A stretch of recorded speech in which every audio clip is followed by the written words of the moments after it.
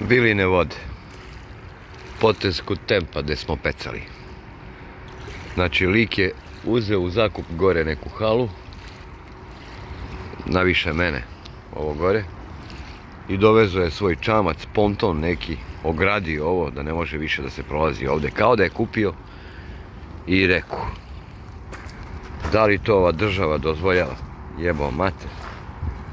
Da ti neko ogradi reku da ne možeš da prođeš više tamo. Stavio je rampu gore, te ribolovci ne mogu više da prođu ovdje do ovog mesta gdje smo pecali i gdje je bio rezultat.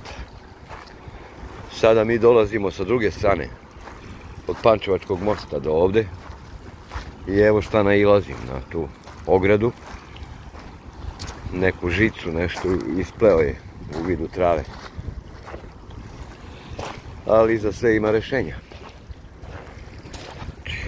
Ne možeš ti da braniš nekome koji je proveo godine ovdje na vodi, da mu zatvoriš prolaz.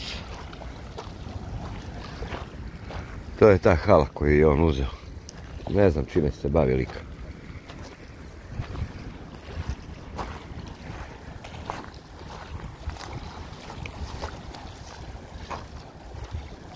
Mislim, svaka mu čast na ideji, to je zvrljalo prazno godinama.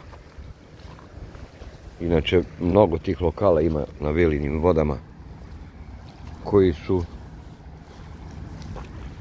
pa ne mogu da služe ni kao garaže, da kažem. I garaža bude kvalitetnija nego ti stari objekti, ali tako se gradilo u vreme Tita, valjda.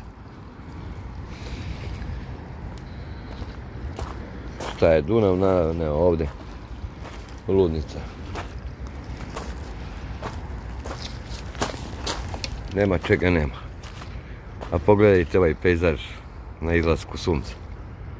Pa ovo je milina za slikati ovakvu fotografiju jednu. Morat ću da uslikam pa se vraćam na video.